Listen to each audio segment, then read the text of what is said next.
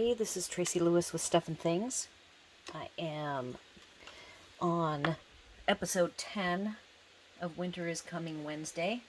Today I'm going to start with this card and we are going to dismantle it. We are going to take it apart so that I can show you how I made this window. It is not done with a die. It was all done piece by piece because right now Stampin' Up! Doesn't have the window die set anymore. So I have the pieces here to show you as we take it apart, and I do not believe I will demonstrate the building of it because I am going to slowly dismantle it and will write down some dimensions for you that you can use if you like this ratio. So the first thing is the card is a shaker, and it is sitting on a Night of Navy card front, but it's just sitting on it, and so you can see I've got some bits and pieces in there moving around. So the first thing is it is not even attached. So this element is a focal that I built that can be used on anything. You could put it on a package, you could put it on like a box or a bag. It could be a part of a fancy gift tag, or of course, in my case, it would be the front of a card, an A2 size card. So the first part to take off here is this bow, which is just stuck on with a dot, so you can see what's underneath. Of course, I say these dots are really secure. Wow. Okay. So then you have this frame on the sides, you have the crisscross, and the top and the bottom. The top and the bottom are cut from a new punch this year. I'm using the bottom of this punch and I am trimming it off center. So in the case of the bottom, which is the heavier molding, I have cut off, you can see from this much, here if I do it this way, the two dashes, I trimmed them off, and this is the heavier base for the bottom of the frame of the window. The top of the frame of the window is, okay, maybe I could do it this way. So that's the part that's the bottom, and then the top is actually the not as thick, and these little dashed lines are the thickness. I believe it's 3/4 of an inch, half an inch, and 1/4 inch. We'll see. I'll measure. So on the bottom, I trimmed it to, looks like right about here, to make the bottom of the top of the window. And then I went ahead and stamped first, and then I trimmed one side, so it was a long, here. So this is how I did this. Here, ignore that says, this was one that I had trimmed off wrong. So you basically trim it so that once you get one of these, you could actually do a blank one first. This is how much you need in order for the edge to end up with that much space. So that's, you want to do like a sample for your left side. You leave your tail extra long. When you're done trimming your left so that you like it, you move it to the other side. You mark it with a pencil. You snip it or trim it with the trimmer. And then you slide the second side in, and that's how you get your even sides. So let's see if I can peel this part off. We're dismantling our window now. And the bottom, I believe, will come off. But this whole thing is put together by you pick your size. This is actually the layering rectangles dies. So I used the inside and the outside so that I had a solid frame with which to work from. So it's not like I had to build my frame from scratch and worry about it being all cattywampus and crooked. So the dimensions,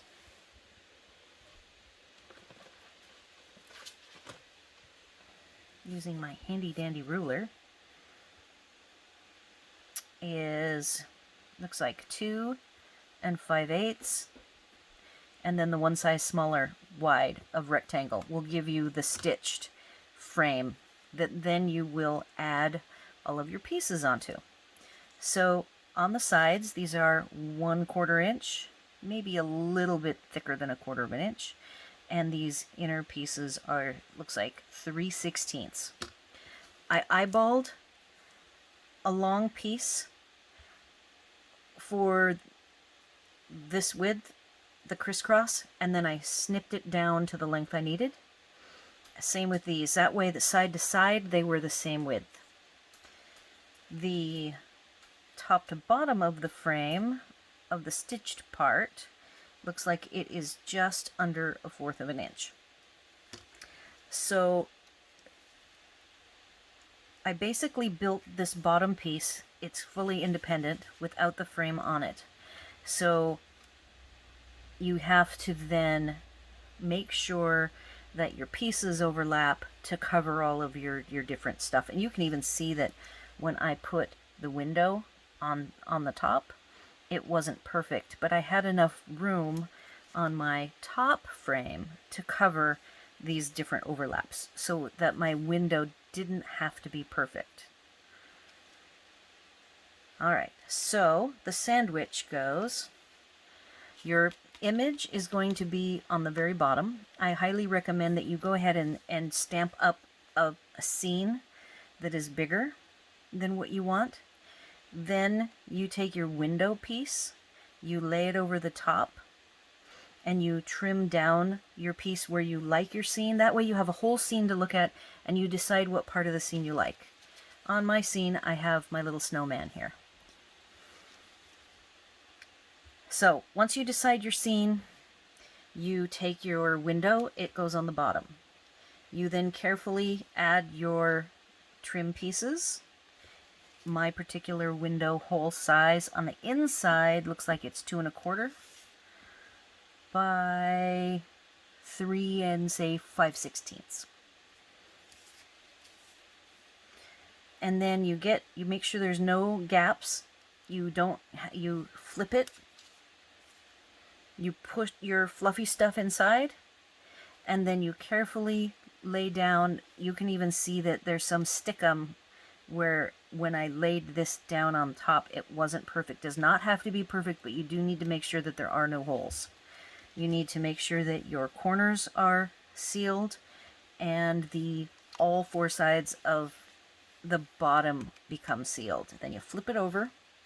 And I was even thinking, if I wanted to make this really cool, I could do it double-sided and I could do windows on both sides. If I wanted to make a really cool tag and put, say, do a double frame on both sides so that you can see through. And then if there's packaging, I want to show you. Let's say you have a really cool packaging that is this snowflake, which is awesome, DSP for this year. You could take the snowman season snowman, you could cut him out, stamp him on both sides, and have him sitting free inside the window with the shaker material, and then have it flip and have it be a 3D both sides hollow window. So I thought that would be a really cool thing to do. All right, so you have your frame material that goes on top. Because you're building your frame on this double stitched solid frame, you could just have what I did. You can see I tacked on my snail material, which is now seal, around all 4 sides, and then slowly built up my crisscross through the middle, sealing the middle with adhesive dot, and adhering it with just the the seal material is actually on top. So in my case, I used dot material to attach my vertical and horizontal middle cross window panes with dots. And then I put my wider frame that was needed to kind of block the view of all of the mistakes on the sides so that it's all pretty. And then the top and the bottom, in building this back up, you can go ahead and place this vertically wherever it needs to go, again to hide any flaws, to make yourself a perfect window frame. And then I just put a big bow. This is really fat. I was thinking originally to put the sentiment on the bottom. And then the case, I thought this fat bow would look nice with the sentiment on the top. And then I have built back up my window frame. And there's an example of it on that beautiful snowflake paper. And here it is on some Night of Navy paper. I will take a picture of this. I will add it to the showcase. I do have completed all of the showcase cards from last week. There were 4 of them. They came out awesome. I did them with my mom. I am staying with her again this week. Down in her pasture, hanging out with the horses, which is always fun. If you have any questions, concerns, I have measurements. I will go ahead, and if you want to get the measurements, I will add those to my blog post. It will be the fact that the sides here I made about 1/4 of an inch. This was 3/16. I will go ahead and measure, but you can eyeball your cuts. If you have your own punch that has fancy edging, you can go ahead and use it to be the fancy look molding. This top one is, it looks like 5/8. The bottom is 3/4 exactly. And then I already gave you some measurements, so I'll write all of these little measurements down. I will go ahead and layer the stack and label it from the bottom to the top. And again, you can take this focal and use it for, make a bunch of them and use them for all sorts of different uses. You could make them into a bigger picture frame, all sorts of things. I just think this is a really handy little focal that I think could get used a lot by somebody. You could make all of your cards be a window theme, change the scenes, change the colors, change your sentiments. Oh, I did want to show you the scenery that I made. I made with Snowfront. They have a summertime one called My Meadow that is in the annual catalog that you might have some bits and pieces you could add and to change your little snowy scene. We've got deer, birds, a little house, a variety of trees, a pond, a mountain. So perfect for making into a window scene. And then I used for the sentiments, Itty Bitty Christmas has all of these along here will fit. Season's greetings, peace and happiness. I used the longest and it still fits perfect. Blessed Christmas wishes. I even think celebrate the season could work. It could work on the bottom or the top. Happy Christmas would work. So this is just a perfect sentiment set to go with a window theme card.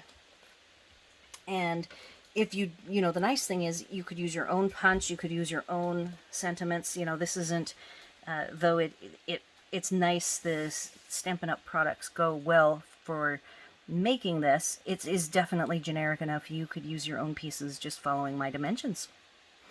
And go ahead and leave your questions, comments, and suggestions on YouTube. I will get back with you when I can. I love to hear from you guys.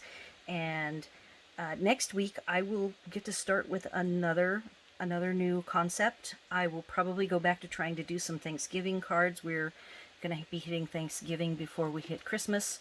And the last 2 episodes have been Christmas and winter, so I will try to get back to Thanksgiving for next week. And thanks for watching.